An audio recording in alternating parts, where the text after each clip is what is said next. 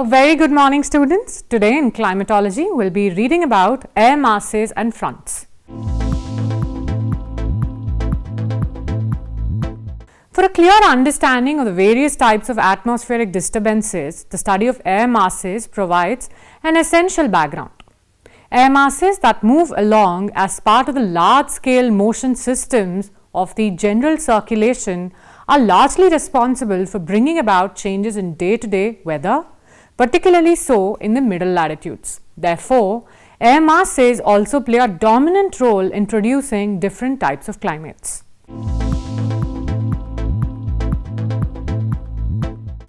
After going through this module, you'll be able to understand air masses, the definition, the characteristics, their types, and fronts and their types.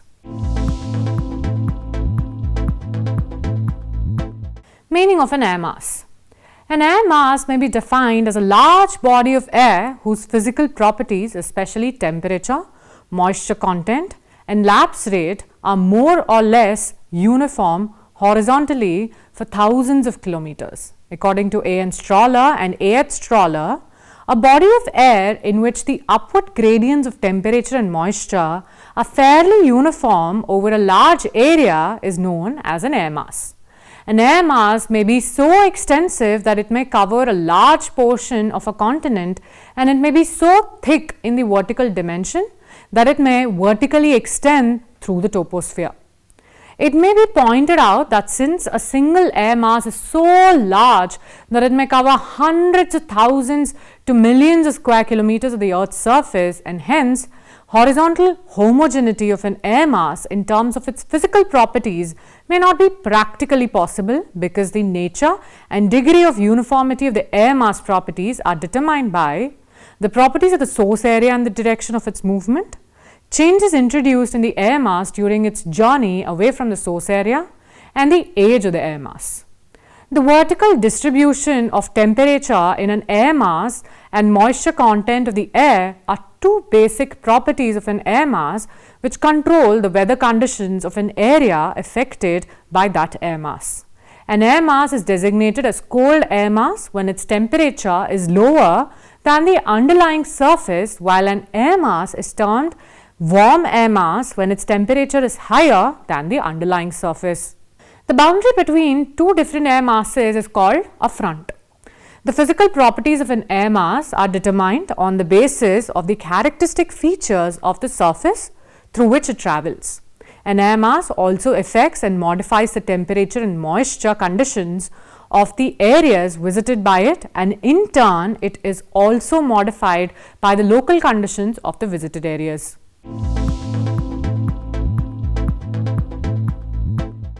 Source regions of an air mass. The extensive areas over which air masses originate or form are called the source regions, whose nature and properties largely determine the temperature and the moisture characteristics of the air masses. An air mass originates when atmospheric conditions remain stable and uniform over an extensive area for fairly long periods, so that the air lying over that area attains the temperature and the moisture characteristics of the ground surface. Once formed, an air mass is seldom stationary over the source region. Rather, it moves to the other areas. An ideal source region for an air mass must possess the following essential conditions. Firstly, there must be extensive and homogeneous Earth's surface so that it may possess uniform temperature and moisture conditions. The source region should be either land surface or the ocean surface, because irregular topography and surface comprised of both land and water cannot have uniform temperature and moisture conditions. There should not be convergence of air, rather there should be divergence of airflow, so that the air may stay over the region for longer period of time, and thus the air may attain the physical properties of the region. It is thus apparent that anticyclonic areas characterized by high barometric pressure and low pressure gradients are most ideal regions for the development of air masses. Atmospheric conditions should be stable for considerably long period of time, so that the air may attain the characteristics of the surface. There are 6 major source regions of the air masses on the Earth's surface: Polar oceanic areas, which comprise the North Atlantic Ocean between Canada and the Northern Europe, and North Pacific Ocean between Siberia and Canada during the winter season. Secondly, the polar and Arctic continental areas, snow-covered areas of Eurasia and Northern America, and Arctic region during the winter season. Tropical oceanic areas, which comprise the anticyclonic areas throughout the year. Tropical continental areas, which comprise North Africa, Sahara, Asia, Mississippi Valley zone of the United States, most developed in the summers. And the equatorial regions, which include the zone located between the trade winds, active throughout the year, and monsoon lands of the Southeast Asia.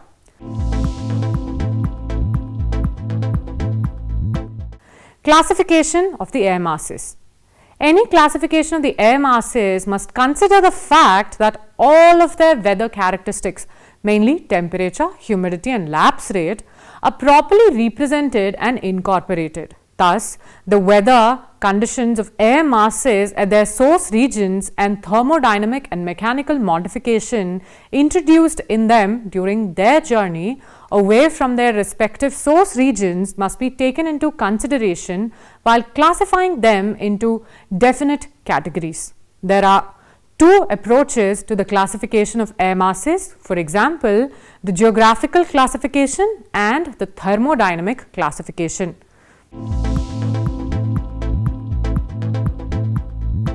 Geographical classification. The geographical classification of air masses is based on the characteristic features of the source regions. 𝗧𝗏 has classified air masses on the basis of their geographical locations into two broad categories. For example, the polar air masses which originate in the polar areas. Arctic air masses are also included in this type of category. Second, tropical air masses which originate in the tropical areas. Equatorial air masses are also included in this category. These two air masses have been further divided into two types on the basis of the nature of the surface of the source regions where continental or oceanic areas. For example, continental air masses indicated by a small letter C and the maritime air masses indicated by the small letter M. It may be pointed out that a continental air mass gets modified and is transformed into maritime type while passing through the ocean surface, but the maritime air mass is seldom transformed into continental type while passing through the land surface. Based on the above facts, air masses are classified into the following four principal types according to their geographical conditions.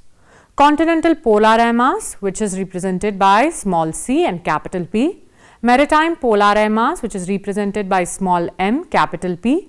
Continental tropical air mass represented by small c, capital T. Maritime tropical air mass represented by small m and small t. Thermodynamic modifications and classifications of the air masses. Thermodynamic modification of an air mass involves its heating or cooling from below while passing through different surfaces away from the source region. Heating of an air mass causes decrease in the vertical stability of the atmosphere. After being originated, the air masses move out of their source region to other regions, and in the process they modify the weather conditions of the areas traveled by them, and in turn they also get modified by the surface conditions over which they move. The thermodynamic modifications of the air masses besides heating from below also include evaporation of water into the air from below or into intermediate layer by precipitation from moist air aloft. The modification of air masses depends on four factors: initial characteristics of the air mass in terms of the temperature and moisture content, nature of the land or water surface over which a particular air mass moves, path followed by the air mass from the source region to the affected area, and time taken by the air mass to reach a particular destination. An air mass, while moving over the surface whose temperature is greater than the lower layer of the moving air mass, is heated from below and becomes unstable due to the resultant steepened lapse rate and upward movement of air. This mechanism causes condensation, cloud formation and precipitation if the moving air mass contains sufficient amount of moisture content. On the other hand, if the moving air mass is warmer than the surface over which it travels, it is cooled from below, resulting into atmospheric stability, which restricts upward movement of the air, and thus there is no chance for condensation, cloud formation and precipitation.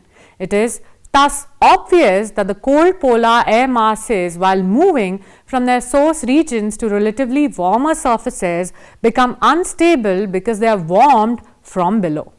On the other hand, warm tropical air masses, when move out of their source areas and reach colder surfaces, are cooled from below, causing atmospheric stability and dry weather. A warm air mass is that whose temperature is greater than the surface temperature of the region visited, while if the air mass is colder than the surface temperature, it is called the cold air mass. It is apparent that the warmness or the coldness of an air mass is determined by the temperature of the underlying surface. Air mass also undergoes thermodynamic modification when evaporation is added to it from outside. An air mass is termed stable air mass when air descends, while an air mass becomes unstable when the upward movement of the air is operative. Such mechanical modifications in an air mass are introduced due to the cyclonic and anticyclonic conditions. Besides, mechanical modifications are also introduced due to turbulent mixing caused by eddies or convection, divergence and convergence of the air masses and their effects on the lapse rate of temperature, subsidence of air and lateral expansion on the ground surface, which is the anticyclonic condition, lifting of the air and the convergence of air at the ground surface, which is the cyclonic condition, and advection. Based on the thermodynamic and the mechanical or the dynamic modifications, air masses are divided into firstly cold air mass and warm air mass, each of which is further divided into stable air mass and the unstable air mass. Cold air masses originate in the polar and the Arctic regions. They are characterized by the following properties in their source regions. Temperature is very low because of the loss of heat through outgoing long wave terrestrial radiation. Specific humidity is extremely low. Stability increases and normal lapse rate of temperature is low. Cold air masses, after moving out from their source regions and reaching other areas, have the following properties. The temperature of the areas where cold air masses reach starts decreasing. The air mass is warmed from below and thus normal lapse rate increases and the air becomes unstable. This mechanism causes convective currents. If the cold air mass lies over the warm ocean surface, then its specific humidity increases and cumulonimbus clouds are formed. The usual visibility in the air mass is maintained. Precipitation occurs only when the air mass lies over warm ocean surface, but if it lies over the warm continent, there is clear weather. If the cold air mass lies partly over the warm ocean surface and partly over the adjoining cold land surface, then the cyclonic conditions are induced. Cold air masses are further divided into continental cold air mass, maritime cold air mass. Warm air mass is that whose temperature is greater than the surface temperature of the areas over which it moves. Such air mass is cooled from below and thus its lower layer becomes stable, due to which its vertical movement stops. Warm air masses generally originate in the subtropical regions characterized by anticyclonic conditions. They are further divided into continental warm air mass and maritime warm air mass.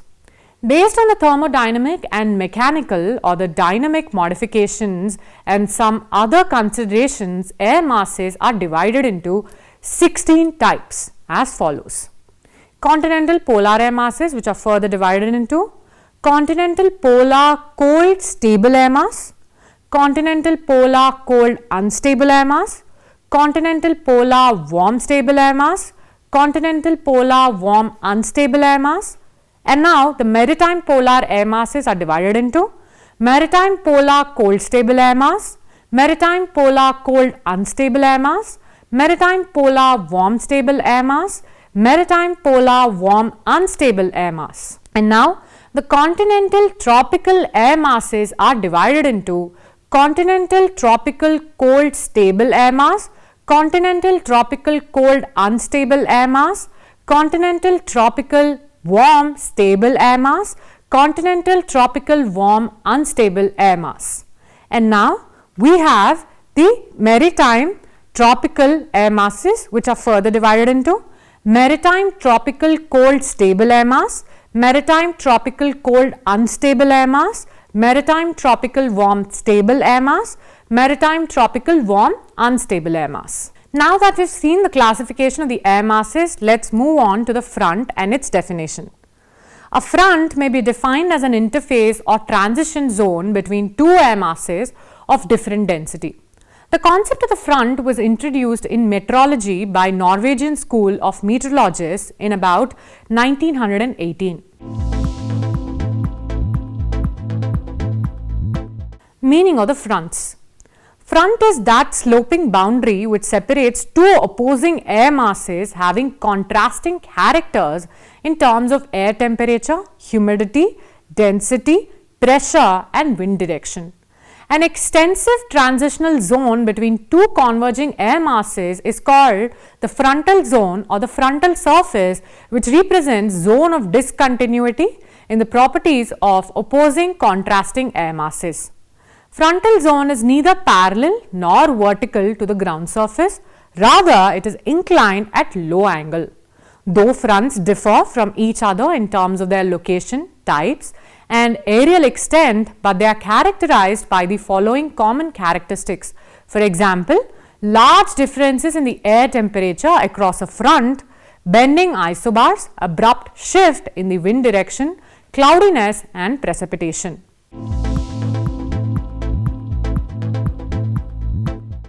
Creation of the fronts. When two contrasting air masses converge in deformation circulation, they spread horizontally along the axis of outflow or dilation. In such situation, the creation of front depends on the angle between the axis of outflow and the isotherms. Fronts do not form when this angle exceeds 45 degrees. As the convergence of the air continues, this angle decreases and the isotherms try to become parallel to the axis of the outflow and frontogenesis is activated. The steepness and the intensity of the fronts depends on temperature gradient. If two contrasting air masses are parallel to each other and there is no upward displacement of the air, stationary front is formed. Such fronts climatically insignificant because they are not conducive for the cloud formation and precipitation. But such situation is not very common because two contrasting converging air masses are generally separated by a sloping boundary due to the deflective force or the Coriolis force of the earth, and the cold and dense air masses pushes warm and light air upward. It may be pointed out that the fronts are not linear between two converging contrasting air masses, but are zonal in character, having a width of 5 to 80 kilometers.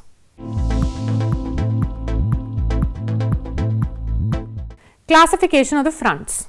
Fronts are classified into four principal types on the basis of their different characteristic features: warm front, cold front, occluded front, stationary front.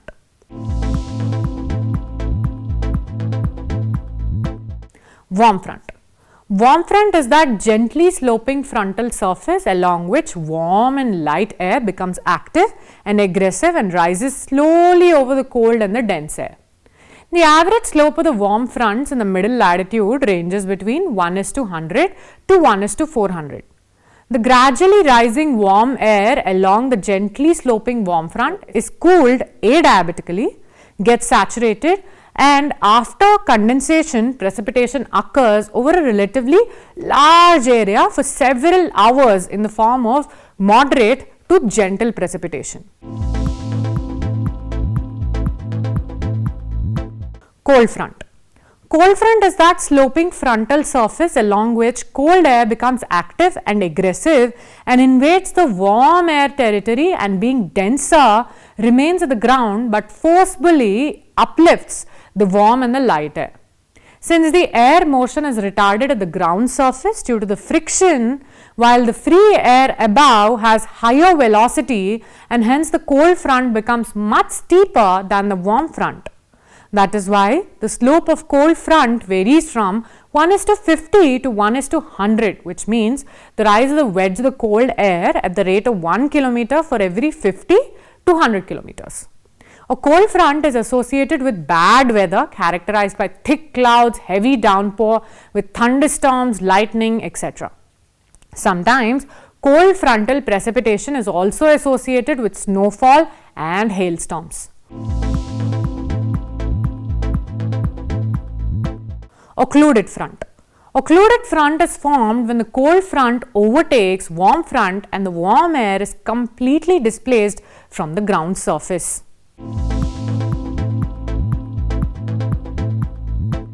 Stationary front.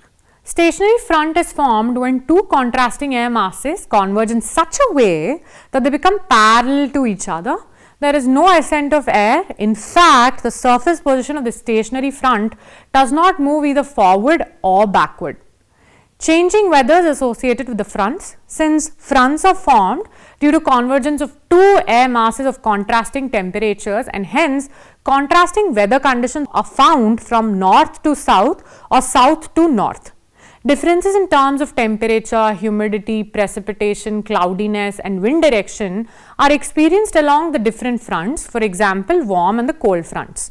Weather associated with the warm fronts. Warm air becomes active and aggressive along the warm front as it invades the cold air zone and thus being lighter, it gradually rises over the cold air and is cooled adiabatically from the below. Cooling of the warm air causes condensation and cloud formation followed by precipitation. If the aggressive warm air is stable and less humid, condensation occurs at greater heights and hence much lifting of the air is required. On the other hand, if the warm air is moist and unstable, only slight lifting causes condensation and precipitation. The warm front precipitation is of long duration, moderate and widespread because of the gentle slope of the warm front. There are frequent changes in the cloud types. The sequence of the clouds from above downward comprises the cirrus, cirrostratus, altostratus and the nimbostratus. When warm front advances forward, the warm sector comes over the observation place. There is a sudden change in the weather conditions with the arrival of the warm sector. For example, a sudden increase in the temperature and specific humidity, decrease in the air pressure, disappearance of the clouds, clear sky and break in precipitation. Now, the weather associated with the cold front. Cold and dense air becomes active and aggressive along the cold front. When the cold air invades the warm air region, pushes it upward while being denser, settles downward. If the cold front passes away soon, weather also becomes clear soon. Otherwise, if the front becomes stationary, the sky becomes overcast with cumulonimbus clouds, provided that the cold air is moist and unstable and frontal thunderstorms are formed. Heavy precipitation occurs, but it is of short duration. The consequent weather is characterized by decrease in the air temperature, increase in the air pressure, decrease in the specific and relative humidity and change in the weather direction from 45 degrees to 180 degrees. Precipitation is accompanied by lightning and cloud thunder. Sometimes rainfall is associated with hailstorms. After the passage of the cold front, clouds disappear, precipitation terminates and weather becomes clear and the northwest cold winds set in. Summary. Air mass concept was developed during the World War I by two Norwegian meteorologists, Wilhelm Bejerkenes and Jacob Bejerkenes, father-son duo. This concept is also known as the air mass analysis. Air masses are three-dimensional, that is, they have vertical as well as horizontal extent. The surface separating adjacent air masses in the vertical plane is known as the frontal surface. Therefore, a frontal surface may be defined as the three-dimensional transition zone between contrasting air masses. Frontal zones are zones of discontinuities in the air mass properties. Thank you and have a nice day.